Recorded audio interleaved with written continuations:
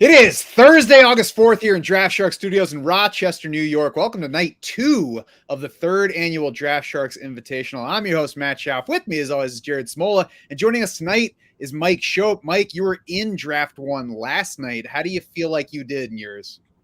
I was terrified until Jared said I did well. Well, it doesn't mean anything, but it means a little bit. It means he was less terrified, at least. No, I thought, in short, I thought it was good for me that there seemed to be value picking last. And I feel like the middle is where you sort of take the value and you take what it gives you. And on the end, you have to force things. But I never felt like that last night, so I was happy. This format should leave you feeling at least somewhat uncomfortable at the end. I think that's kind of the point of it. If many drafters came out of the draft like that was an awesome draft, I have no holes on my team, then we're probably not doing it right. This draft already is the one I expected last night. yeah. No running backs. This looks like a super flex draft. This looks like a draft where maybe people looked at the rules first.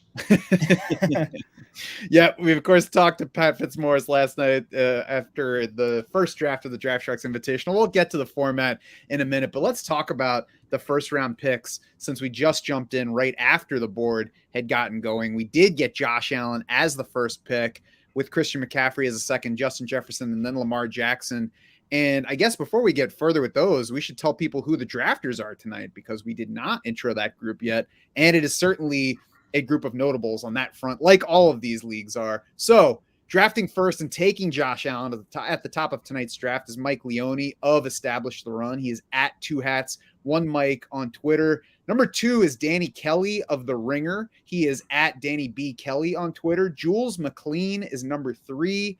She is at Red Rider on Twitter. She is an NFFC Hall of Famer. She's won more than $250,000 on there. She joined us last year during her league's draft, so we'll see if she jumps into the room tonight to talk to us about her strategy. Number 4 in tonight's order is Ben Gretch. He's got his own Stealing Signals Substack. He's on multiple podcasts with various partners, so he's kind of the escort of the fantasy industry. At Yards for Gretch on Twitter. Joey Brown, number 5, a loyal Draft Shark subscriber and a many-time league champ across formats on the NFFC platform. So an experienced high-stakes player. He is at 12_Brown on Twitter. Number 6 is a guy that we all know a little bit, Adam Krautwurst. He is some guy from Rochester's, played some high-stakes stuff, finished 5th overall in the FFPC main event a couple years ago. And Mike, of course, your co-host on the Deep End. How do you think he's going to fare tonight? He is good always. I mean, it's a super tough room. It's what he and you guys wanted when you built this thing. So it's never a given, but I trust Adam. If I had to give all my drafts to Adam, I would hate not drafting, like the exercise of it, but I would still feel good about my chances. Maybe better. Probably better. Is he better, though, at fantasy or at blackjack? Oh, the blackjack. You want to do a podcast in the morning on that? Just without him? Can we just speak freely? It's so bad. So bad. I've never seen a worse player. Number 7 in tonight's draft is Andrew Geller. He is at _Guilds on Twitter, and he is also an experienced high-stakes player, playing on FFPC since 2014, multiple league titles in both the main event and Football Guys Players Championship, as well as a successful player in the NFFC. Number 8 is a Buffalo guy and a friend of yours, Mike, Louis G. Tell us a little bit about Louis. He's one of my closest friends. He did an amazing job to help the Scott Fishbowl live drafts come off in Buffalo with Thurman Thomas a few weeks ago. Super hard worker, stand-up comedian in his downtime, or so he would have you think. And he's really good at this. He and I teamed up in 2 main events last year, and we cashed in both. He belongs. Nice. We've got number 9, Mitch Carl, a childhood friend of Adam Krautwurst. He's an avid DFS player and sports bettor. You can find his stuff at Team Riser Fall and on My Sparry. He is at DFSN Donuts on Twitter. Number 10, Mike Beers of Rotoviz. Really, Jared, one of the first analysts, I think, to dive into best ball content back when this stuff all got started. So he's somebody you always have to watch out for in these rooms. He is at Beerswater on Twitter. Number 11, Noah Rudell is an avid high-stakes and best ball player, multiple best ball finals dating back to Play Draft. Its short run as an underdog type of app.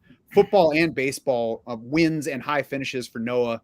He is at Noah Rudell on Twitter. And number 12 is Dwain McFarland, friend of ours, multiple-time visitor to the show, a Draft Sharks contributor from back before either you or I were on staff here, Jared. That's right. Yeah. And can we start talking about these teams already? Because Dwain. I gotta let people know who's picking them before we can talk about their picks, right? No, you're the professional. You got to do your job. But I mean, just starting with Dwain, Jalen Hurts, Trey Lance, like to get 1,500 rushing yards out of your two quarterbacks. That's a pretty exciting start. 1,500 is probably a floor projection. Yep. I picked 12 last night. Hurts, Lance for me going in was what I thought was my best case scenario. That Hurts would make it. I mean, there were 2 running backs picked in the first round, not none, but last night there were 2 at 1 and 2, and then there was an auto draft team, so it worked out. Murray went 11 last night. Yeah. I thought I don't want to say too much yet. I want to see what he does at 3 and 4, but that was what I was hoping for last night. Turns out I really didn't need Lance. I picked Kelsey there. I was going to say, because you had the chance to take Hurts, Lance. So what made you go tight end instead of quarterback at that super flex spot at the 1-2 turn? There just weren't that many quarterbacks taken. Like it looked like it was going to be a draft where get the number 1 tight end and then see what happens in 3 and 4. I also looked at a team from last year, Andrew Gilds, who's in this draft at 7. He picked 12th in his draft last year, and he finished 8th overall. And I was thinking I could try to emulate some of the things he did, although he started receiver, I think, in that, if you remember. I don't know if you do, but you did your homework, Mike. I did my homework. That's right. Nice. That's important. That's why we brought you on, because I'm just talking. It's not the glasses? No, that makes me feel like I'm on up. Wow. So looking through that full first round, as Mike has alluded to and said, we had more quarterbacks going early in this one. Maybe that was people forgetting what the rules were at the beginning, but we do have plenty of quarterbacks. It is a super flex format. It is PPR except for tight end. It is tight end premium, so you get 1.5 points per tight end reception. So we'll see how much that pushes all the tight ends up the board. Round 1, started going through. It was Josh Allen, Christian McCaffrey, Justin Jefferson, then Lamar Jackson as the second quarterback in this one, Justin Herbert, Kyler Murray right behind him. So that's 4 quarterbacks ahead of Patrick Mahomes, which is less weird now than it would have seemed a few months ago. We had Jonathan Taylor follow Patrick Mahomes, then Joe Burrow, Cooper Kupp, Jamar Chase, then that Hurts Lance turn. Jared, what do you think of that round 1? I mean, pretty chalky to me. I guess a few surprises, like Jefferson going at 3 ahead of Cooper Kupp, ahead of some of the quarterbacks. I think Joe Burrow being the 6th quarterback off the board ahead of Jalen Hurts is a slight surprise. Other than that, though, I mean, it's kind of what you'd expect to see in the first round of a super flex draft. Mm-hmm. And actually, we have the first drafter in our order, Mike Leone, joining us on the stream right now. Mike, how's it going? Thanks for joining us. It's going pretty well, but, Mike had me think that all these QBs would last, and they didn't. So I wasn't super comfortable with this 2-3 turn here. What are you worried about picking first? I think the one thing we found out from these drafts is that you can't look at the one from last night and expect tonight's to go the same way. Yeah, that's for sure. I wanted either Carr or Stafford, so those guys going before me was a bit of a bummer. I felt like I was in no man's land there, taking kind of just like a meh QB, but in case the run just kept going, I wanted to get 2. Mike, have you moved Stafford down your personal board at all with the elbow stuff?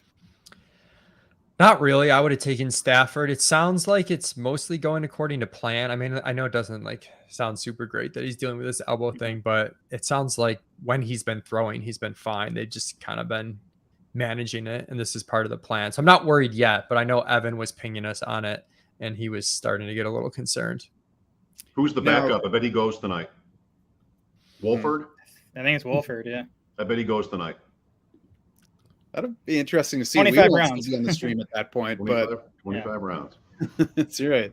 So, Mike, I heard you kind of refer to Aaron Rodgers as a meh quarterback. That means there's a good bit of separation between him and Derek Carr and Matthew Stafford in your rankings? I mean, probably not. Just based on feel, I'm worried about no Devontae Adams, and they're not exactly pass-happy team. He just gets there so much on passing efficiency, which is sort of, in today's day and age, the hard way to get quarterback points. Not a lot of passing volume, not any rushing from the position. So I'm just concerned that, like, I think Carr and Stafford have a bit of a higher ceiling, even though Rodgers has been so good efficiency wise the last couple of years. Mm-hmm. Can I predict Dwain? Far be it for me to sort of Please. predict a giant like Dwain, but this was my plan last night, and I thought AJ Brown and Kittle were these picks. If I was going to start Hurts, Lance, it would have been AJ Brown and Kittle. Yep. Since it's his turn. You have Allen and Diggs. I did. I went with this stack with Diggs to get my one skill player there. Gretch stacked up Lamar and Andrews. I think that was it so far through the first 2 rounds as far as stacks go. So, Mike, have you done much of the Superflex drafting in the tournaments that have been available this year more than they have been ever before? Just a little bit. I've done a couple FFPC ones, a couple underdog ones, and so not a ton of them, but enough that I'm somewhat familiar, especially with the quarterback position gets weird because, I mean, the scarcity in Superflex right away is pretty bad. And then when you throw in the best ball aspect of it, where you want 3 legitimate contributors, I mean, you really want to be stacked up pretty well at quarterback. I plan on leading with probably 4 quarterbacks, and I might even try and push a 3rd starting quarterback here and make people a little bit nervous depending on what falls. How bad do you think it is in this format if like you're not always using a quarterback in that super flex spot?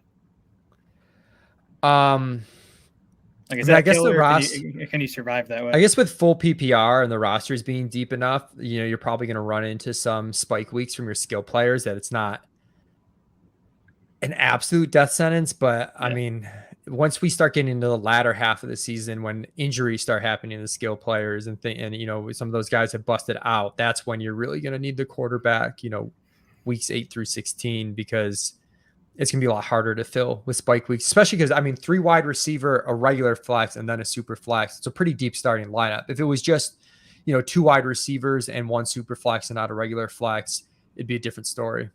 Mm-hmm.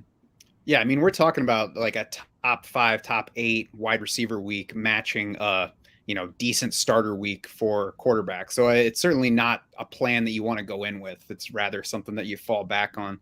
This format's a little bit different in that you have to start the 3 receivers, you have the extra flex spots. So there are more starters overall, but is this typically how you try to start your super flex drafts, is getting 2 of those quarterbacks among the first 3 rounds? And does that differ depending on where you are in the order? Yeah, I would say usually I was right on the cusp there with Rodgers of either, taking a 2nd wide receiver. I mean, there were a few options. I didn't feel very comfortable there. I felt like Pitts was a fun upside play with the tight end premium scoring. Either CD or Devontae Adams at wide receiver, or could get like a hero running back. So the setup, kudos to you guys for the setup. I think it forces some pretty tough decisions, especially with the quarterbacks going earlier than they did last night. Mm-hmm. Yeah, so talking about some of the other picks along the way, we talked about the turn for Dwain, the 2 quarterbacks to begin. And Mike, what do you think? Mike Shope, what do you think of that turn that you predicted? You got half right, it looks like. It's great, and I immediately regretted saying anything. Like, I don't want to be talking about players until it's all sort of, the dust is settled. But I mean, I think you want to stack in this. This is a big first prize. You got to beat 71 teams, right, Jared? So, feels to me like, I don't know all the math on that, but it feels to me like that's probably a good plan. And yeah, I mean, we were talking last night. It's it's not underdog, having to beat 400,000 other teams or whatever it is. Right. But yeah, I mean, to finish first out of 72, you still got to, I think, have some correlation built in there. Yeah, Mike Leone, are you thinking that along those lines that stacking certainly matters because we're trying to beat a small field in a tournament setup here, but less imperative here than it is in like a DFS lineup or the larger tournaments like on Underdog? Yeah, it's less imperative. It's still a pretty good tiebreaker just because the season-long correlation between teammates is pretty high. That's something I looked at a few years ago where, not just the weekly spike week stuff, but just more so if Josh Allen has a nutty season, it's highly likely that Stephon Diggs is going to beat his ADP or at the very least not be a disappointment. So just kind of reducing the amount of things you have to get right is the way I'm looking at it.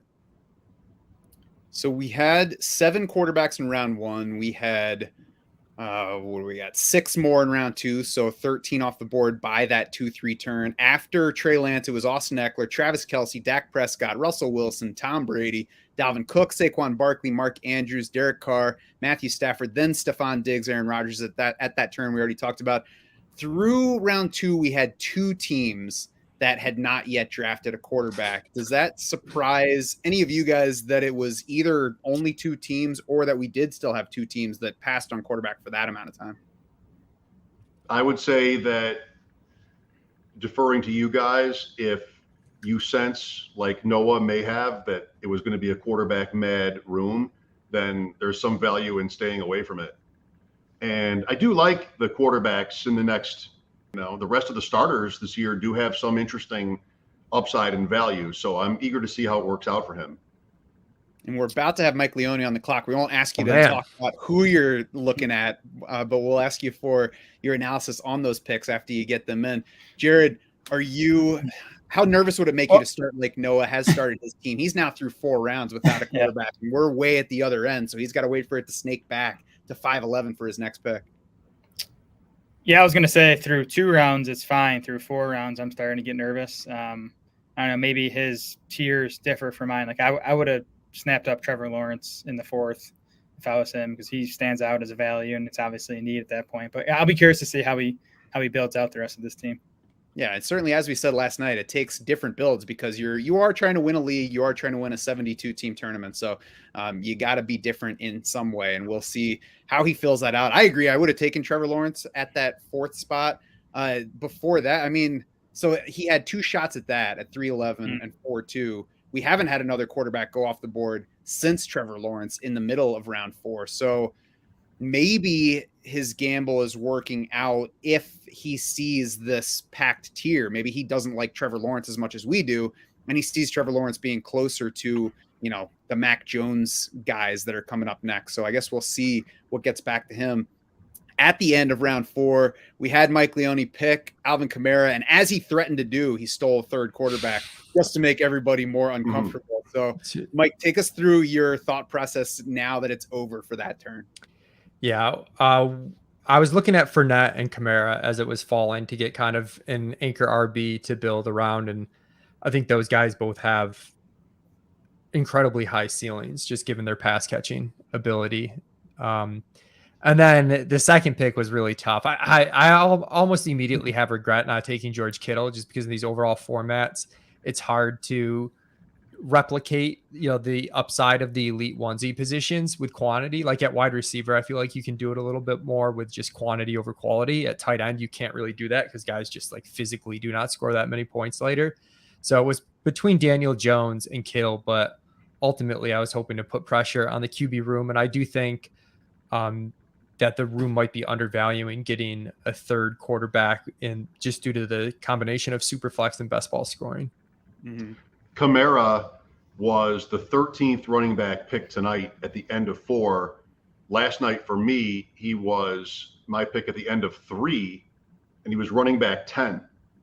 So a little bit, more room you wait out running back tonight has happened like 2 picks before you. I think value-wise, you probably benefited. Although I know, Matt, I was early on Kamara last night, but I don't know. I liked it. You're in a good place for early on Kamara because I think the universe, speaking of fantasy drafters, are late on Kamara right now. Now that we've gotten to this point and there's really no signal that a suspension is coming, I think the only thing that, obviously I'm guessing. I'm not a lawyer, even though it seems like I'm very lawyerish. The only thing I think that could bring about a Kamara suspension is if a video finally comes out. That's what it sounds like. His court case is delayed enough that whatever is going to happen will probably happen for next season, is the way I understand it. Yeah. We're still, in our ETR rankings, like baking in some risk there, but he had an 18% target share, 19% target share last season, 20% 2 seasons ago. So if he's playing, even factoring in like probably reduced targets with a full year of Jameis and some of the wide receiver additions they made, but like ultimately in full PPR leagues, you can't manufacture that type of upside if you're not a pass catcher. So I think really after CMC, the running backs like Kamara, Fournette, from a pure ceiling perspective, can match like any of the round 1 running backs, which is why I like waiting a little bit there. Agree. And obviously we're talking about ceiling here, but how do you feel about Fournette? Did you change your opinion of him at all with the Fat Lenny stuff? Or is it like, as long as he's in shape when he gets back to camp?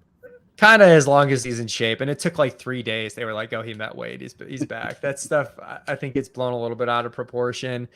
All of this gets blown out of proportion. Look what we're doing. Look what we're doing right now. 4 of us are sitting here talking about the draft that nobody paid to enter. I still like Rachaad White too. I like them both though, like at their current price tags, just because the high value touches in Tampa Bay are so huge. I mean, Fournette missed the first playoff game, and Gio and Keyshawn Vaughn each put up 20 plus PPR points. Fournette comes back, he puts up 35 PPR points. It's just pretty nuts. Guys, any other questions for Mike before we let him go to focus on his draft the rest of the way? Or Mike, if you want to stay with us, feel free to let me know and we'll keep you around.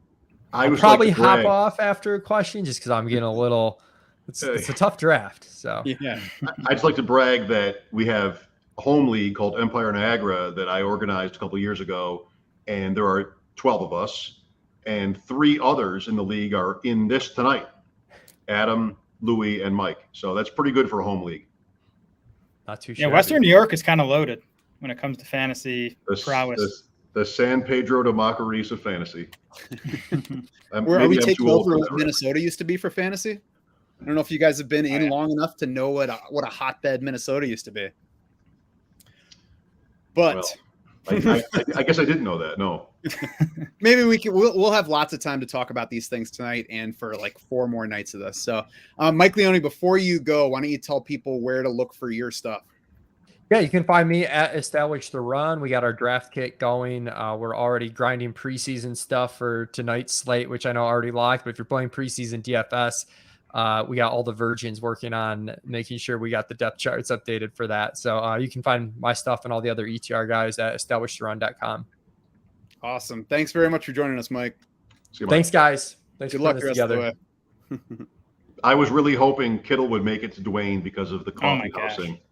I know. I mean, I guess I shouldn't have been so much in terms of the competition, Jared, but I mean, I mentioned him at the 3-4 turn, and I felt bad about it right away. And he almost made all the way back, because last night he went in round 6, actually. Whew. Yeah, we got to beat these guys, so we don't want to. I know. Root them on too hard. You know that at that point, and George Kittle went at 5'10" for anybody who's listening to this instead of watching it. You know that at that point, Dwain had to be like, "Oh, come on, guys, let him get back to me here at the turn." But that's what happens in rooms like this. And it was the second tight end for Mike Beers. So through 5 rounds, he did end up taking his first quarterback in round 3. It was Tua, but then he's gone with 2 straight not quarterback picks since then. So Mike Beers has started Cooper Kupp, Travis Kelce in the second, Tua in the third, Mike Evans in the fourth, George Kittle in the fifth. What do you think of that one, Jared? I like it. We'll see what he ends up with at quarterback. And then, we have 4 of the top 5 tight ends are on 2 different teams, because Ben Gretch took Mark Andrews in round 2 and Darren Waller in round 4. So, we'll see how that impacts the rest of the draft when it comes to the tight end position. And Ben stacked Andrews with Lamar Jackson, as you said earlier, not a stack for Darren Waller. So obviously just trying to play that bully tight end approach. One of the more fun things I think of these drafts over the past couple of years, Jared, was wondering when Mike was finally going to take his first running back, because he's certainly one of those 0 RB guys. And often till like round 10, round 11, I don't even remember what the longest was that he went without taking his first. I think the first year we said we were going to stay on stream until he took a running back, and it was like 10 p.m. or something, around 15. And he was like, then you guys are going to suffer. Amateur mistake. So looking at round 3, after that Aaron Rodgers pick that we talked about with Mike Leone, we had Najee Harris, we had Kirk Cousins, DeAndre Swift, Kyle Pitts as the third tight end, but toward the middle of round 3, CeeDee Lamb, Devontae Adams, Justin Fields, Tyreek Hill, Tua Tagovailoa, Deebo Samuel, Derrick Henry, and A.J. Brown at that 3-4 turn for Dwain's team.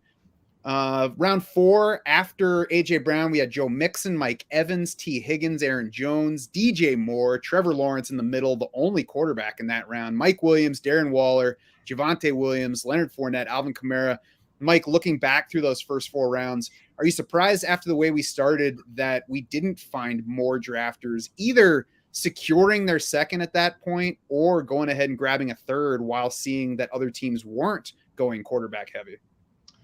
Not surprised, but we're going to run out of quarterbacks pretty soon. There was a lot of stacking tonight, right? I mean, you mentioned a few already, but Burrow and Higgins is another one. I don't know how. Luby has Russell Wilson and both Broncos receivers. He just locked up that double stack. Right, and there's much more yet to come. I mean, you see that happening around you. I feel like there's of course lots of chances. For a lot of these quarterbacks, at least their second best receiver has yet to be drafted. So, right. Bottom line, you guys support that? I mean, you think it's necessary or at least advantageous? Advantageous, definitely not necessary. I think it's advantageous, but not necessary. I think it's the kind of thing where some of them will come up and you say, I could take him here, but he's behind 4 other receivers, so I'm going to take a shot that he makes it back to me. I think you don't need to reach to make it happen. And that's true in general, is when you reach too much to complete those stacks, then you give up the advantage that you get by stacking. So I think you have to weigh that with every turn. I would imagine that lots of these guys came in knowing quarterbacks that they were going to target and knowing generally the ADP of the receivers that would be stackable with them. Obviously it changes when the format is different, but you can have a decent idea of who might make it back to you in starting that stack. Mike Leone certainly wasn't dissuaded, right, Jared? And he's the Go Bills of the Draft Sharks Invitational, which is definitely not a put down. Go Bills won the main event and Best Ball Mania too. Right. So, not a bad offense to have stacked up. Right. The other note I was going to make about Mike's team, he's still the only drafter with 3 quarterbacks. Through 6 rounds, he's the only one with 3 of them. Yeah, and he just kicked off round 7. So I think that the double wide receiver stack to me seems like in the larger tournaments, it's getting overdone a little bit because then you really need an offense to go absolutely crazy. I think that's another thing, like not needing the stack here. I think it's also easier to justify that kind of double wide receiver stack because, again, you're trying to beat 71 teams, not trying to beat, even 486 teams in the last round or whatever that specific number is, an underdog. Yeah, I think it depends on the price tag, right? Like Diggs and Davis are super expensive. Tyreek Hill and Jalen Waddle are both, going in the first 4 rounds. So I'm with you, Matt, in the underdog drafts. I think it's tough for both of those guys to deliver, ADP beating seasons. How about 18 rounds over there versus 25 here? I mean, in a superflex draft, the instinct is quarterback, and you know how it feels when you get stuck. But what is the difference between a running back in round 15 versus 22 or a receiver in round 17 versus 24? You're going to fill out, you're going to give yourself more dart throws, as they say. Just feels like there's more reason to push quarterback up because eventually there's a law of diminishing returns on receivers and running backs, and maybe especially tight ends. Yeah, I think that's the point Mike was making, right? About, trying to get an elite at one of those both onesie positions if possible. And then using the depth to fill out at running back and wide receiver.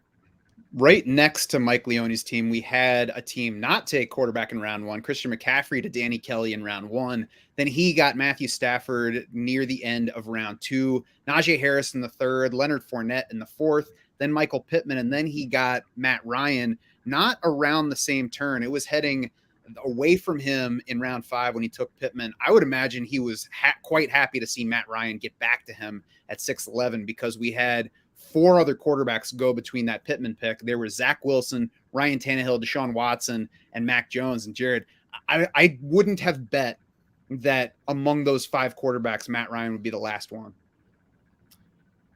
I mean, if you're ever going to be happy to draft Matt Ryan, that's when you're going to be happy. Like he's never a guy I'm excited to draft, but yeah, to get him after waiting all that time to stack him up with Pittman makes a lot of sense. And 4 running backs already for Danny Kelly, so he's gone RB heavy here. Mm-hmm. Yeah. Sorry, Matt. Yeah, go ahead, Mike. Just say the Matthew Stafford news is fairly new. If you want to call it news, like the extent to which his elbow is bothering him. We talked about that with Mike Leone as well. Mm-hmm. I mean, I don't know what's going to happen, of course, but I do know that the Vegas line moved after that broke toward the Bills. Did it? Wow. Yeah. Half a point. So there's enough concern about him to make that happen, and that's not nothing. Mm-hmm. Yeah, it's tough to know for sure, obviously, because none of us are doctors. We don't know how serious it is, but it doesn't seem positive that he's having to take a couple days off. And it's certainly, even though they're reporting that the team expects him to be fine, they're not saying, yeah, we were expecting to give him a couple of days off of throwing. It seems like something that they've decided he needs. Well, we just don't know what the injury is, right? Like I'm trying to ask our medical experts on Twitter, like, what they think, but we don't know what the injury is. So it's tough to even get a read on it. Well, fortunately, in our waiting room is medical expert Louis G. So he's going to come in and tell us exactly what's going on with Matthew Stafford's elbow. Louis, thanks for joining us. Please give us a medical update. Yeah, no medical updates here. I did go to college for 7 years, but I did not get a doctorate. I didn't even get out with a bachelor's. But that's the only thing I have. For you. I wanted to thank you guys and Theo before saying anything about finding a way to get me in here. I was supposed to draft the night that I was going to a Metallica concert, and that was not going to line up very well. So I do thank you guys and thank Theo. I got to get that out of the way for working with me here. Guys, stop trying to get me into the mosh pit. I'm on the clock. Yeah, I was going to figure it out one way or another, but that was definitely a fear of mine. I can't figure out how Metallica fills the stadium, but that's a shots fired. We got a guest coming in. Mike right away, making him feel uncomfortable. That was my one joke. That's it. He's always good for the one joke. So, Stafford, Louis, how do you feel Matt, the draft has gone so far? No, sorry. Go ahead, Mike. I'm just going to finish the Stafford or add to the Stafford thing really quick. McVay sounded a little surprised that Stafford is still in pain. So I think as safe as coaches play it, he gave off that there's something they weren't planning on with the elbow. That's all. Mm-hmm. Plus I think the new info today was, because we knew he had the surgery right after the Super Bowl, but he had something else done to the elbow in the spring. And I can't remember exactly what it was, if it was an injection or something, but so there's been, 2 procedures or whatever you want to call them on that elbow. So it's lingered for a while now. It doesn't push me away from Stafford so much just because like he's cheap enough. But to me, it's like when you're staring at Cooper Kupp at 2 or 3 overall, even Allen Robinson in the 4th round, I think it makes you think twice at least. All right, so let's start talking about Louis' team, because we could talk more about Matthew Stafford once he's back manning his draft. Louis, you got Jonathan Taylor in round 1. Then it was Russell Wilson, Justin Fields, Aaron Jones, Cortland Sutton, Jerry Jeudy, Jameis Winston, and Michael Thomas most recently. Let's start at the top. Nice. Did you think hard about any of the quarterbacks, or was there a tier break there that made you go for Jonathan Taylor at the 8th spot?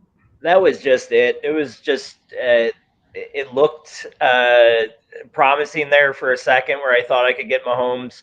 I knew I wasn't getting Kyler. I had sniped Adam in the Scott Fish Bowl in an early spot, and he was pretty pissed off that I took Kyler there. I knew he wouldn't have gotten past him. So I even though I had Kyler as my number 2, I knew he wasn't getting to me. Mahomes obviously looked like a possibility there, and at that point, I thought I might get back to Hurts. In retrospect, maybe I'm mad that I didn't end up there. I think I could have justified Hurts there definitely, and was just hoping maybe he came back to me. But Hurts and Lance were 2 guys that I really wanted to come back to be my first guy. But I'm happy to get Wilson because I love that stack, and I think that stack has only gotten more attractive, obviously, since the Patrick injury. Mm-hmm.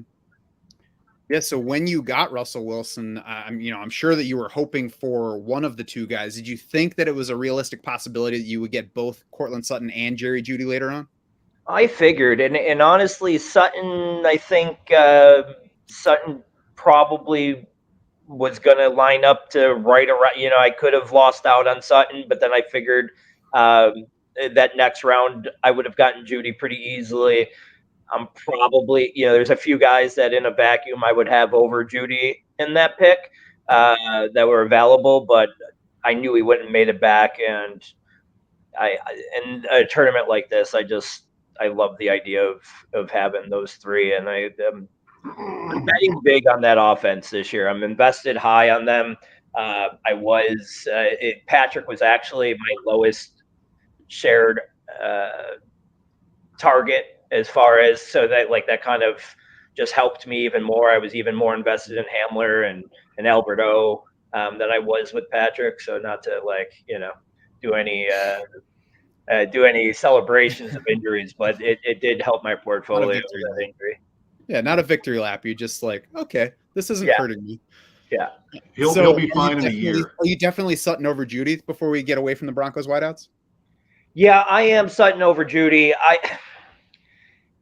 I've been Judy's biggest fan since his rookie year, and I know he's just been, kind of a disappointment for anybody that keeps on, expecting something from him. But I just, whatever, if he doesn't hit this year, there's no more excuses. He's got the quarterback, he's got the offense. I just think he's going to pop this year, and really, I guess Patrick's skill set did lean to have some fear there. Like I said, I was already betting on him being a pretty big number 2 ahead of him. This only helps that for me. So yeah, I have them pretty even, I think, in my projections, but you kind of have to go Sutton earlier because there's still a lot of people hurt on Judy. So you get some guys passing on him where he's going. Why is no one hurt on Sutton though? I mean, he was even worse over the second half of last season than Judy was. Now I think we give Judy a mulligan for last season. Nasty high ankle sprain in week 1. Those injuries kill skill position guys. And then he obviously dealt with the crappy quarterback play too. So I like both guys. I'm team Judy though, if you made me pick one of them. Then after the Broncos pair, like we said, it was Michael Thomas, Jameis Winston. Did you think you had a shot at Trevor Lawrence? You had a shot at Ryan Tannehill the following round. There were some other guys available. Did you think about a third quarterback at any point before the round 7 pick where you took Jameis? Yeah, I really hated that Aaron Jones pick. I'm not an Aaron Jones guy. Anytime I draft Aaron Jones, it's just Mike Shope's voice. Right. in my, he's a big Jones guy, and I respect Mike, but he's not a guy on my radar. As he's, especially in this kind of build, I didn't want my second RB there after Taylor. They got the same bye week, which I really don't necessarily care about in a tournament like this because, if I'm in it in week 14, hopefully those two have put me into a big enough lead. So I don't care about the bye week situation as much. I just don't love Jones as a player. I probably would have liked going Lawrence there in retrospect, especially with what the cheap there's obviously some cheap options to stack Lawrence with, not just after that, but coming up still later in the draft. So, I think that was my one misstep. I just hated anybody else there, and I'm a Lawrence. I really am on Lawrence this year. I should have just taken my stand and took the third quarterback there because I'm not extremely comfortable with where I ended up here with Winston and Winston Thomas either. So. Lou, we could do this tomorrow in a bar or right now. What again is the argument against Jones as a player? More so for me than anything is the age and Dylan. I like Dylan as a player.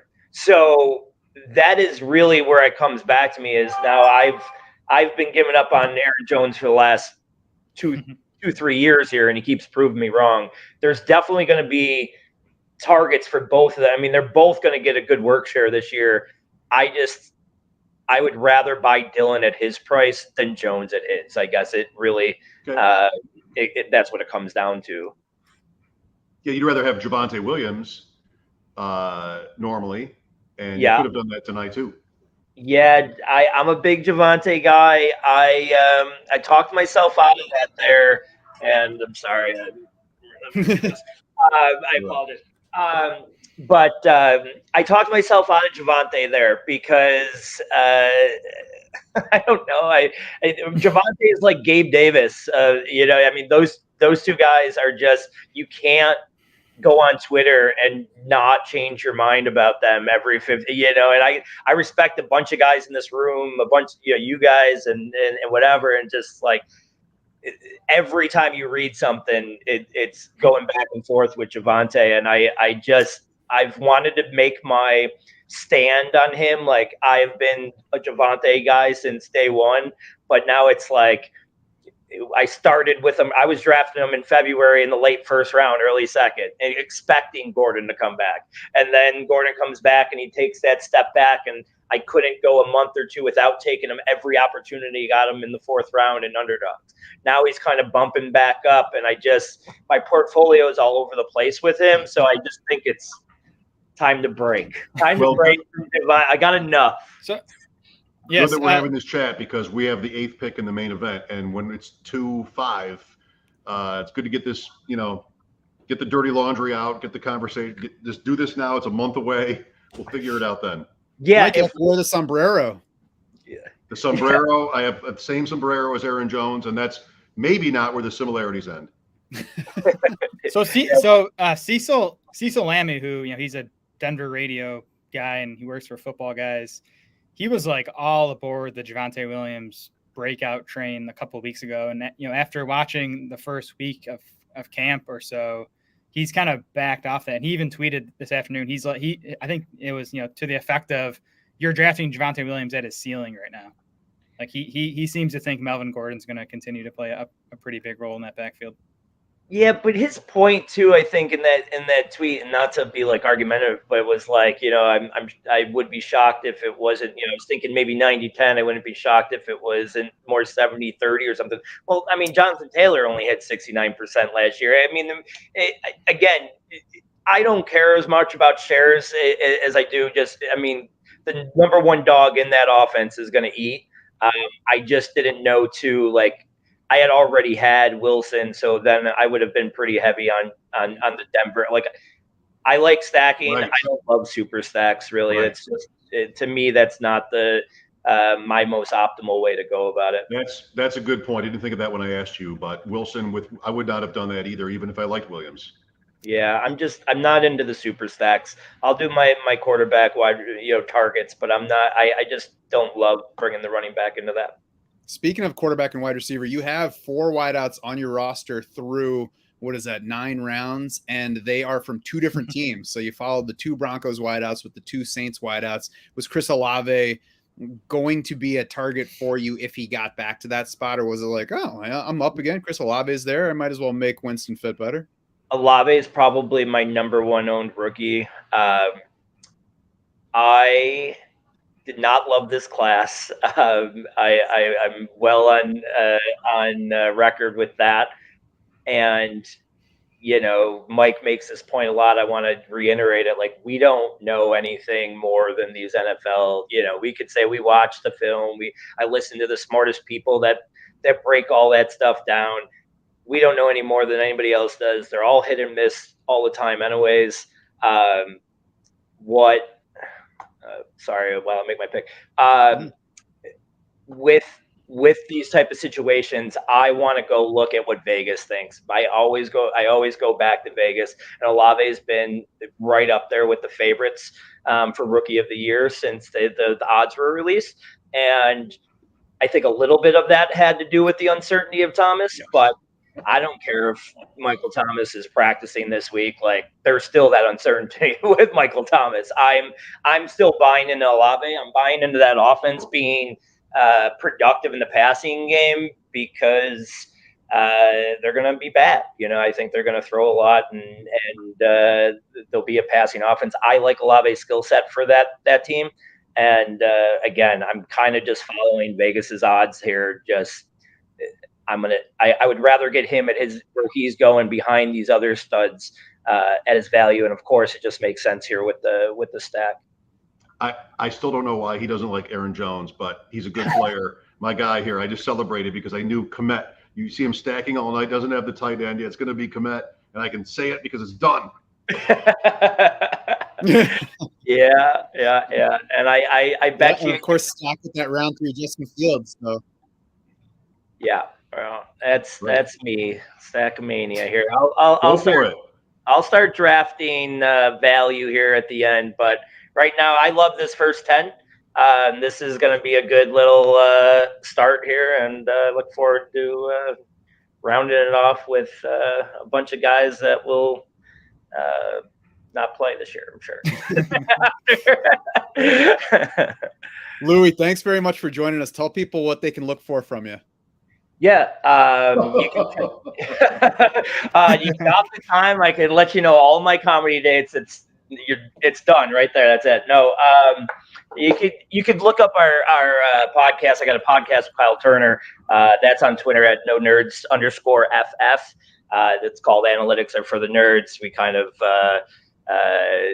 do a comedy slash, we always bring on an analyst. So you get about 20-30 minutes of actually real fantasy talk. And then we draft something stupid at the end with some comics and always have a good time. So, if you get bored with the real fantasy talk, give us a listen and hopefully we make you laugh a little bit. If you get bored with the deep end, stop on over at nonerdsff.com. Look at this shameless plug. He found a way in the deep end. I would have worn a deep end shirt today, but I didn't get mine in the mail yet, so I'll be waiting for that. Come see my new podcast that I just started while you were talking called Ed Asner is in up.com because of the glasses. I've already been smacking the glasses. Thanks, guys, for having me. Thanks for joining us, man. At @FF_Louis G. Make sure to follow him there. Check out all his stuff. Always fun talking to Louis G, right, Mike? Nah, not always. Maybe 60-40, 55-45, depending on, It's like the Williams-Gordon split. We're all just waiting to see how it's actually going to be. That's right. I mean, I like his team, though. Me too. Yeah, he's got that third quarterback. Now that makes... Let's see, we got 1, 2, 3, 4, 5 teams that have 3 quarterbacks. By far the earliest to get that third quarterback was Mike Leone at the first spot. Looking at Mike Beers' team, we noted that he was the last one. No, not the last one to take a quarterback. One of the ones that waited on a quarterback early, then waited several more rounds after Tua. He's now got 3 rostered. He took Jared Goff in round 7. And then Carson Wentz in round 9. What do you think of that trio, Jared? I think it's good enough when you look at his strength at wide receiver and tight end, especially having Travis Kelce and George Kittle. I mean, he has 3 starters. He's probably not going to get many spike weeks, but he's not going to get killed at quarterback either. Mm-hmm. And how about Noah, Matt? Yeah, how about Noah? Yeah. That's what I was just about to jump to. Noah Rudell was the last one to take his first quarterback, went 4 rounds without taking one. Then in 3 straight picks, Ryan Tannehill, Deshaun Watson, Davis Mills, and then a few rounds later, he still got Baker Mayfield as a 4th quarterback. So, Mike, what do you think about his build so far? That worked out. I mean, he waited. You need a 4th quarterback there? When one of them is Watson, I think you do. Yeah, but that just goes back to, like, if you take Watson there, are you betting on having him for 11 games? Are you, Well, you still have 6 weeks. Are you hedging? Yeah, but you have 2 quarterbacks. You have 2 quarterbacks for those 6 weeks. He's at 11. He picks Watson, then he waits and sees. I mean, 4 more went between his 2 picks, but if more than that goes because of the third quarterback, crisis, if you will, then he drafts more receivers and gets to Watson's backup, in an hour or so, whatever. Like, I don't know if he planned on doing that, but Mayfield is interesting. Like, why does Mayfield need to be 4 rounds later than the quarterbacks in round 6 or like Mac Jones or Winston? I mean, I think that's live. He's playing for his career right now. Yeah. I think we were talking about that last night, how that tier beyond the top 15 or so is super flat. I do think it's easier for us sitting here watching this draft play out to know exactly when all those guys were going to go. Like, right. I'm sure, I don't know if Ben knew that he could have gotten, Carson Wentz in round 8, would he have taken Mac Jones in round 6? Probably not, but it's impossible to know that. Mm-hmm.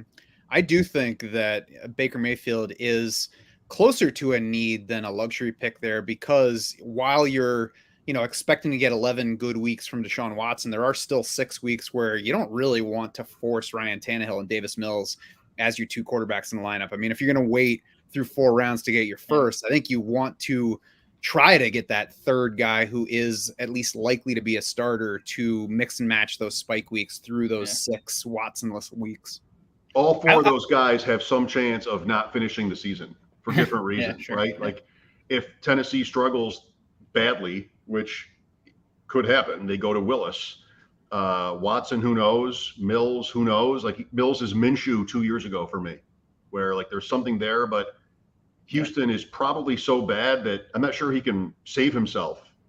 And with all the quarterbacks coming out next year, like what kind of season does Davis Mills have to stay in the job next year in Houston? And Minshew was not terrible, and he's kind of washed out. And then Mayfield, I don't know, but I like him. It's just also somebody in a very tenuous situation. So it doesn't surprise you when you wait until round 5 for quarterback, and he did okay. He got out of it, but all 4 of those guys have a chance to play, 12 games or less. I just think you're kind of screwed if those quarterbacks don't play anyways. I like your game. Like I would have taken Jacoby Brissett in round 20. Instead of taking Baker in round 10. How late did Brissett go last night? Was it that late, round 20? I can look it up. I'm going to look it up too. I mean, it's funny.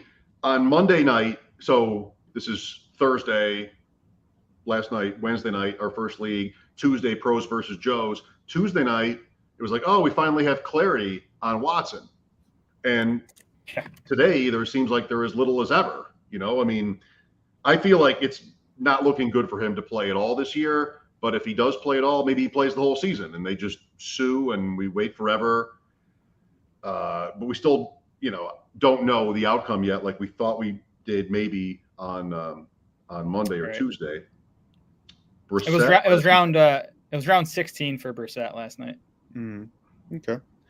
Is he still up here?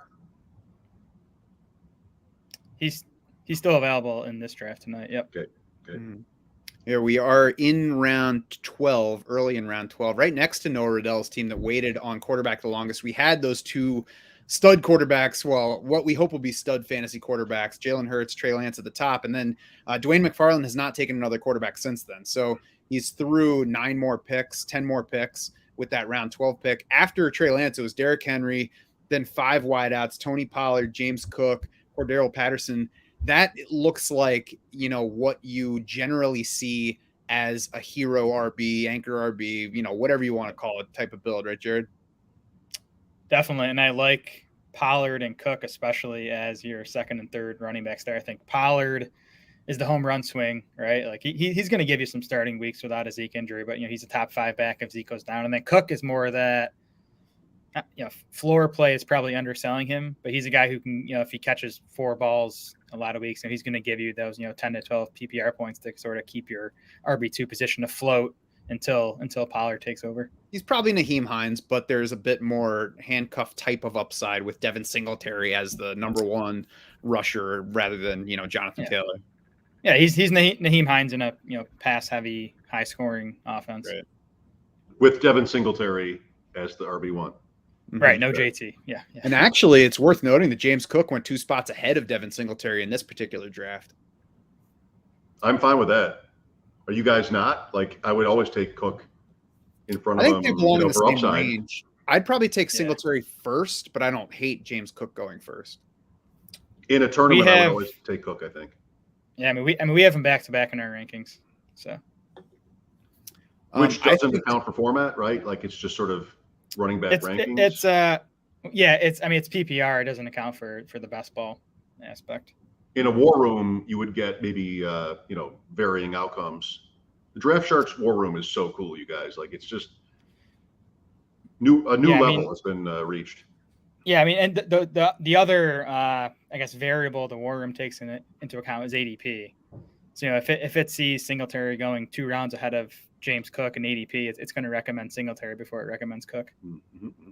Yeah, the reason I would lean Singletary is because I expect there to be more touchdown upside there, but I do think that it's close enough that if somebody's like, nah, I prefer James Cook, that's fine. I would imagine that Dwain had to be quite happy to see Derrick Henry at the end of round 3 as the 8th running back off the board, because even if you're nervous about him, I mean, that's certainly a fine time to go ahead and take a shot on him. I mean, it's a little bit more than a full round behind where Austin Eckler went off the board. He's the 3rd running back, but, similar territory in ADP. I feel like – Go ahead, Mike. Sorry. I was just going to say, I feel like, in these expert leagues or leagues with these, guys who have won big money in high stakes, there used to be a game of like quarterback chicken, like who could be the last one to take a quarterback. Now it's like, who could be the one to, push Derrick Henry farther and farther down draft boards. You guys know Dwain. I know he was with Draft Sharks. I listen to him with Ian Hartitz all the time. And I know with Henry earlier in the summer, there was a high-end expert football guys, right when football guys launched. I don't know what it was called, Hardways or something like that. And Henry lasted until the middle of the 2nd round. And he said at one point, because he might have been waiting for Henry to see, and he sort of said on that show or other shows about it, like, if I'm not going to pick him in the early 2nd, I'm not going to pick him. And in that other example, he was sort of hoping to get him because the slide was so great and the value was so right at that point. So there are other running backs like Mixon who went 2 picks later that are in the same range or close to the same range as Henry. I wonder if it'd be interesting if you know Dwain to find out like what he was actually thinking there. Was it that he thought value, or was it specific to the format, or whatever it was? Because the way he sort of generally talks, I would have put him on Mixon over Henry otherwise. Yeah, we can ask him. We can ask him, see if we can get a response. Maybe he'll hop on the last half hour here. There you go. Half hour more? Oh, yeah. You got that in you. You got it in you. I'm in Hawaii, apparently, right? So it's only like 3 o'clock here. Jared, if we were playing the wait for Beers to take a running back game, we would have already been able to sign off because he took J.K. Dobbins in round 8, which is very early for Mike Beers' team, especially in a super flex. And then he took 2 more running backs shortly thereafter, Devin Singletary or Ramondre Stevenson. And Dobbins ahead of Montgomery, which isn't, you see that from time to time. Also ahead of Cam Akers. Cam Akers was a faller tonight. He's all the way back there at 8-12. That might be some of that recent McVay quote, saying we have 2 starters here in Akers and Henderson. But Antonio Gibson went ahead of all of those guys at 7-9, whereas all those guys that you just mentioned were in round 8, which is noteworthy. For sure, yeah. How do you feel about that? I think you've been the bigger supporter of Gibson so far. Do you like Gibson going there? Or are you like, I think I would have taken those other guys before him? I'm taking the other guys ahead of him. I mean, Akers for sure. Probably Montgomery for floor. I mean, all the knocks against Gibson are obvious. I just still think, this is a big athletic back who has produced through 2 NFL seasons, and he did it last year with a stress fracture in his shin. Like if Washington gives him the volume, or if he just stumbles into it with a McKissick injury or a Brian Robinson injury, like I believe in Gibson's ability to capitalize and, be an RB1 in fantasy. It's just, is he going to get that volume? Mm-hmm. Even though I'm sorry, go ahead. I apologize. I keep butting in. I'm new here, but I did not find the McVay quote on Akers to be actionable, to mean anything. I thought it was mostly just, they're both good, the way coaches almost always talk. Yeah. And I have drafted a lot of Henderson, and I've always liked him. So the evidence is there on that front, but they just won the Super Bowl with Akers off an Achilles tear. I feel like Akers is going to get the chance to show whether he can hold up. It's so tricky because McVay's history throughout his time with the Rams has been to lean on one back. What made me think about Akers was in that article, and it was from Jordan Rodriguez of The Athletic.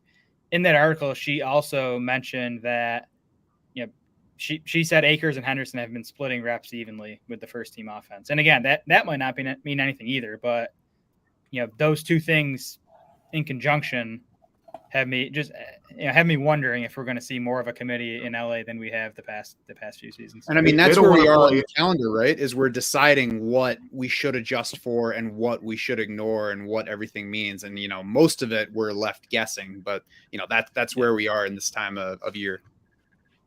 I don't think the Rams even want to be practicing. I don't think McVay, if he had full authority and nothing to worry about, they'd even be practicing. Like, he's the first guy to take his starters, his good players out of the preseason.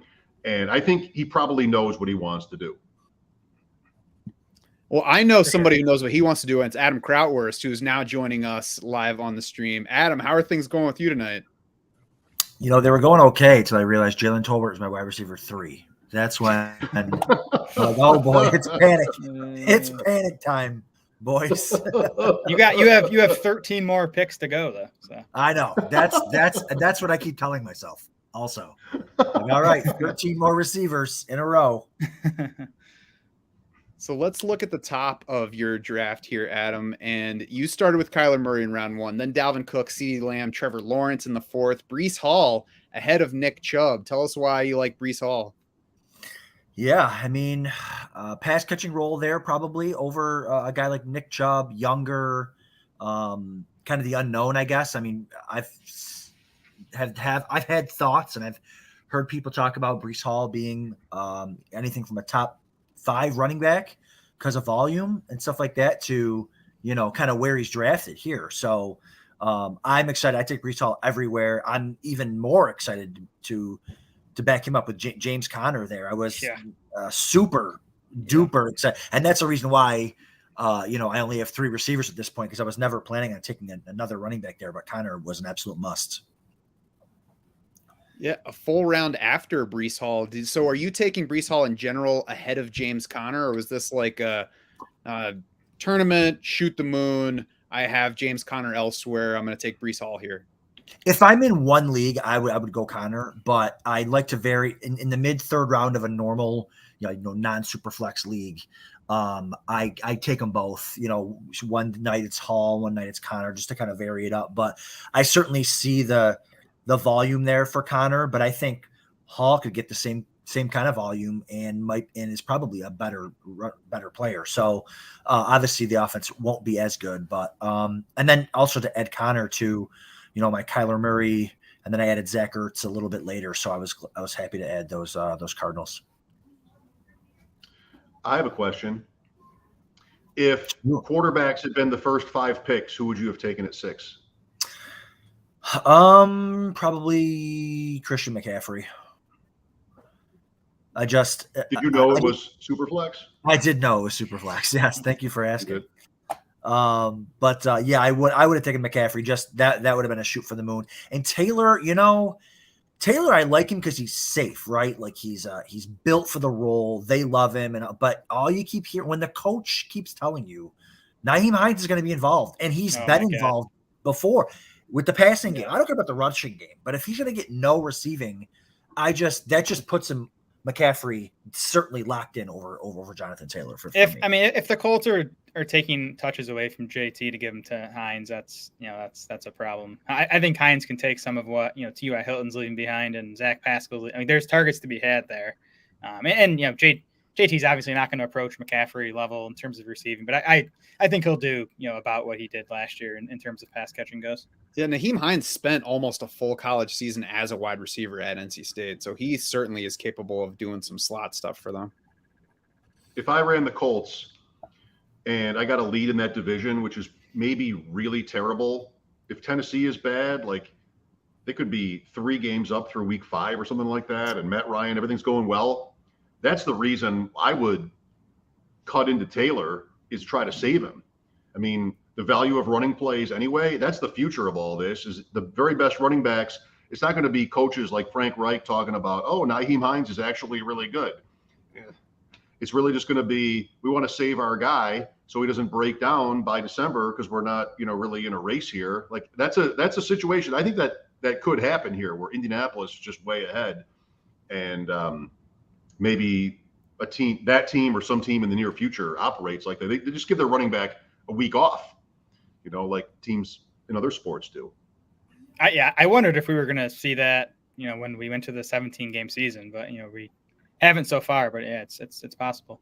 The one time it comes to mind was when Tennessee did it with Derrick Henry like 2 years ago. It was a game that they didn't need, and they had to win the game after that to actually secure their playoff spot. And they deactivated Henry for a game. He had an ankle, but it wasn't something that would have kept him out of a game otherwise. Mm-hmm. So I agree. It's something, especially the more teams invest in analytics, you got to think we're going to start seeing some of these, non-traditional approaches.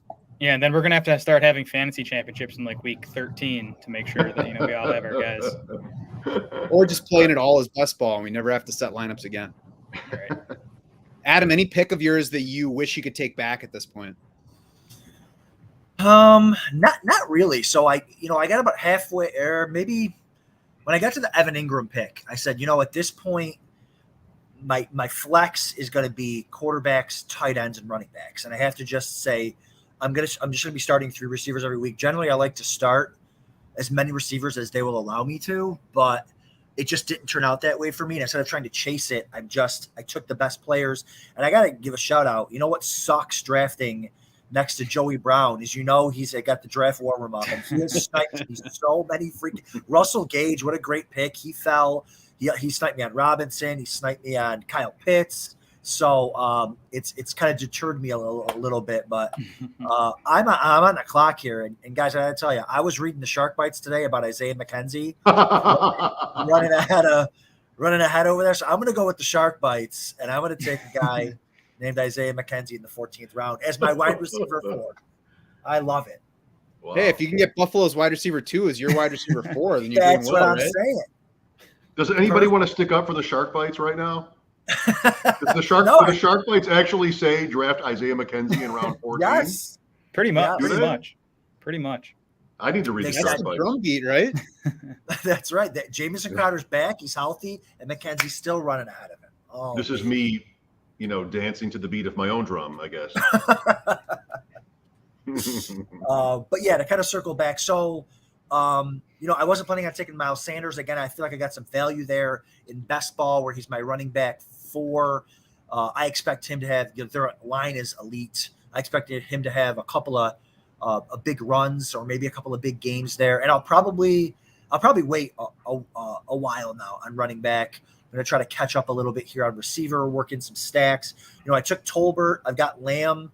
So I've got the Cowboys there, which I don't hate, obviously. And now I'm going to try to work some stacks in to try to make up for my kind of lack of power there at the receiver position. Was that stacks or snacks? Both. How about the Trubisky pick? I mean, that couldn't have felt good, but do you expect him to be their starter most of the season, the whole season? Yeah, I think so. I mean, the weapons there are sensational. And I just feel like if he can just be good enough to hold on to the job, he's going to have some spike weeks. I mean, he doesn't have to just complete the ball to one of these great receiving running back, great receiving young tight end, 3 great receivers. Just don't be Mitch Trubisky from 3 years ago or 2 years ago, and he'll be fine. He'll start. I do like in Superflex getting 3 bona fide starters. I got sniped. I'm trying to see. I got sniped in a couple. There was a QB run that kind of crushed me, and I had to wait. I'm trying to see where it was here, but the other quarterback in Pittsburgh is still on the board. Is he on your radar? Mason Rudolph? Yeah, that's right. Honestly, Rudolph would be the only other one, and I could definitely take him late. Really? But I think I'll wait. I think I'll just stick with these 3. Okay. So, were you watching from the beginning? Pretty much. No, that's going to be a problem for me. What I said about your blackjack skills. I was laughing out loud. Instincts. You're not the worst player I've ever seen. You're the worst player I've ever seen that I know. You're the worst player you've ever seen that doesn't think he's the worst player that you've ever seen. So sorry. There it was. It was a huge moment for me. It was very weird because being good at this, I feel like it's necessary to sort of have a data-driven approach, And so you meet somebody through fantasy football that's an expert, and then you sit at the blackjack blackjack table with him, and he's hitting on 13 against a 6 or whatever, and you're just like, how could this be the same guy? It was cognitive dissonance. Why would somebody who's so good at this be this way about that? It just didn't make sense to me. But you're young. You're younger than me. Yeah, the same guy who puts $100 down on middle 12 wins and walks out. You know what I mean? Walks out after he's convinced to walk out because he wanted to double down first. Probably right. There goes Kenny Pickett right in front of me. Sorry, Joey. Yes. Didn't want him, but thank you. The guy, Adam, the guy behind you, I think, is annoyed right now that he didn't get Wandale. Is he? The guy in front of you got Wandale, Joey. Oh, but Joey, yeah. So I reached out to Gills. Yeah. And I said, just give me one tip that I can sort of maybe, like Mel Kiper would do, or somebody at the NFL draft. Like, oh, I happen to know that this player is going to go right here to this guy. Something like that. Like the Chris Berman and the cab driver, whatever. Yeah. So he said, well, I like Wandale Robinson a lot. And I'm like, dude, we're not going to be on that late.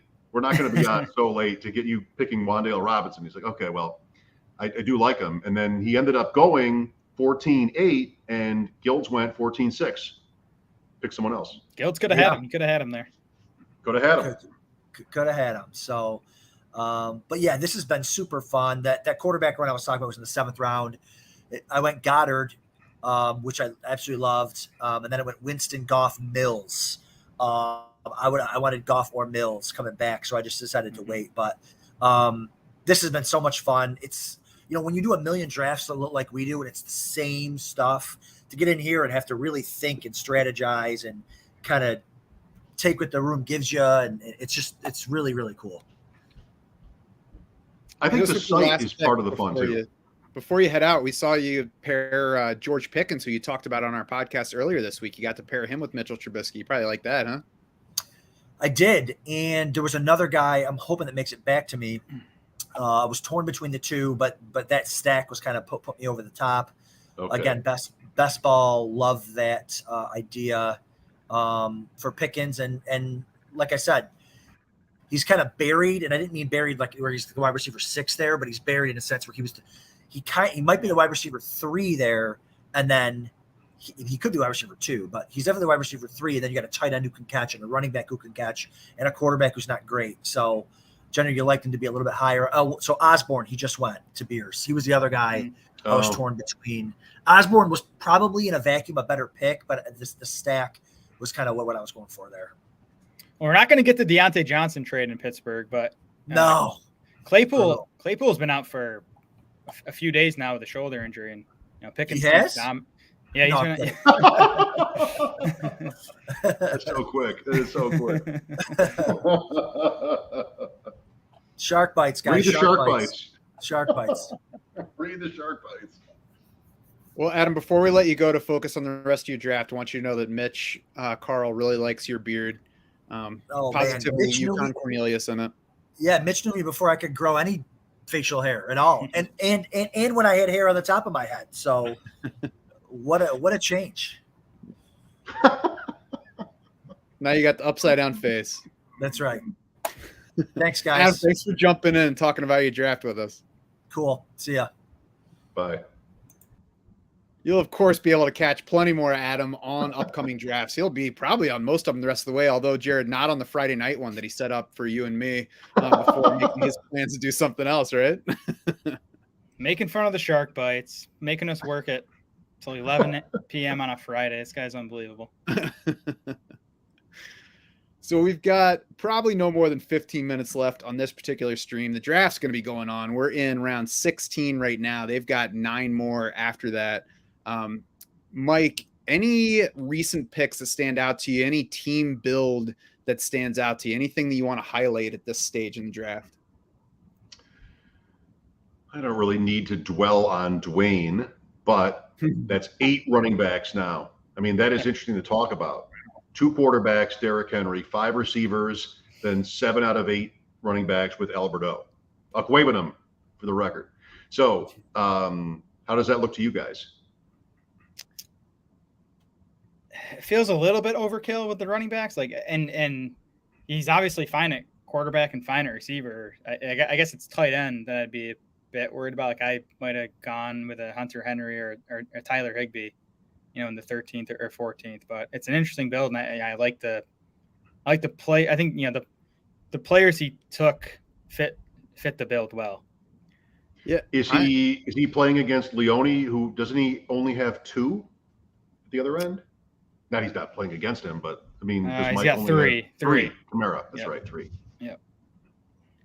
I am surprised that he didn't take Tyler Higbee at that turn, because I wonder if maybe he didn't expect that kind of tight end run following Albert O, or maybe he did, and he just thinks that much of Albert O, and that's going to carry him. But I would have liked to mix in probably Tyler Higbee. If you prefer Brevin Jordan, that's fine too, but it would be Higbee for me in that spot where it was Isaiah Spiller and then Ronald Jones, especially with Ronald Jones on those back-to-back picks. I would like a bit more at tight end, especially because we don't know that Albert O is going to be a true lead tight end for that Denver offense. There's been indications it might not be. Jared, we talked to Mike Kliss, who said he doesn't expect him to be a clear lead tight end. So I would like to see a little bit more at that position. Yeah, I do think. I mean, for me, Albert O got a boost with the Patrick injury. I think, and we had already heard that Denver was going to use these tight ends quite a bit, and I think having Patrick out of the picture only helps Albert O, and it helps Dulcich too. It's a really interesting team to analyze. He's got 9 picks left, 4 receivers, 4 tight ends, a quarterback. 5. He's got 5 receivers. No, he'll with the 9 picks he has left. He can be done at running back. He can pick 4 more receivers, 4 more tight ends who are all just like, Okonkwo and Bellinger and these guys. Like, that makes sense. And then maybe a 3rd quarterback, and that's it. So this will be a really interesting team to follow. Mm-hmm. Not on stream, though. Right. We'll be gone. Not going to follow it all the way tonight, but we will put the completed draft board up on Twitter tomorrow, so people can definitely look back and see who everyone picked to fill out their rosters. Jared, any particular build here standing out to you? We also had, so we just talked about waiting on tight end and only having 1 for Dwain, but team 2, Danny Kelly, I just noticed, has 2 very late tight ends there. It was for him, Jonnu Smith and Hayden Hurst. Yeah, I would have flipped the order on those. I actually love that Hurst pick. Jonnu, I can't do again. I've been burned too many times. We'll see how he fills that out behind those top 2 guys. Man, I would have had a hard time. I probably would have doubled up on David Njoku, Evan Engram at that turn that was Cordero Patterson, Albert O. And I certainly don't say that to criticize Dwain, because he's been doing this stuff for as long as I have, and I certainly believe in him as a player. But it's interesting to look at the decisions that people that you respect and people that know this stuff and are deep in the numbers. It's interesting to me to look at specific decisions like that and wonder exactly what they think about the specific players involved. Right on. And we'll get Leone here, who's got a lot of lifting to do at running back the rest of his draft. And you really want to know this. You have Dwain at 12, round 9 through 16, picking 7, and then you have Leone who's going to do some version of that, 5 or so more from 17 to the end. How do they compare with what Dwain does at the other end? That's really good information. And Mike, I should be focusing on the 12 spot as much as you are, because I'm going to be picking in that 12 spot on next Thursday's draft. We got 4 more of these leagues to go. We'll be back streaming tomorrow nights. Then we will be back as well for, Tuesday night, and then Wednesday and Thursday is going to be deep end shows. Oh, I love that show. It's pretty good. Thursday night TV is usually the best, right? So tonight, or is that also something from the dark ages where I was? Yeah, I think it used to be back when Seinfeld was on. I don't know how Thursday night TV is anymore. Is TV a thing? Cheers. People just watch what they want to watch whenever they want. Cheers, Night Court, Seinfeld. That's right. There we go, Leone. Brian Robinson. There's the pick. That's what he's going to do, right? Jared, he's going to pick 5 more in the next 6 rounds, whatever. So he'll be taking the running backs. Dwain will be taking the tight ends and wide receivers. Yeah, really good experiment. Accidental. Interesting experiment. to note here that Taysom Hill is a quarterback in the format. Yeah. I'm assuming that's how he's going to be scored and treated for lineup purposes. I wonder, does that change how much you consider him here, Jared? Yeah, I mean, I think it definitely hurts his value, but I mean, in Superflex, he's obviously, you know, he should be drafted. I don't remember where he went last night. I'm sure he got picked, but Good point, though. I'm That's glad right. to find that out now, watching somebody else's draft rather than when I'm in the draft room and find his name. that's right. Good point. All right, so we are wrapping up the stream for tonight. Like I said, we got 4 more of these. We've got a room full of experienced hardcore drafters here that know what they're doing. Looking forward to seeing the final builds and probably talking to some of these folks about the specific decisions they made. Of course, you can check our Twitter feed. You can see the Twitter handles for everybody involved if you want to reach out individually and talk to them about the draft decisions that they made. If you go over to draftsharks.com and become a DS Insider, you can get that draft war room that Mike was talking about earlier, that Adam is using in his draft, that Joey Brown's probably using in his draft to snipe all those picks from Adam along the way. We are keeping our rankings updated there with all the news, with all the injuries that fortunately haven't hit yet, but we know they're coming. So we're keeping an eye on all of it, trying to keep everything up to date, updating those shark bites every day, whether Adam's reading them or not. Head over to draftsharks.com. You can find all the podcasts there. You can find us on Apple, Spotify, YouTube, anywhere you get those.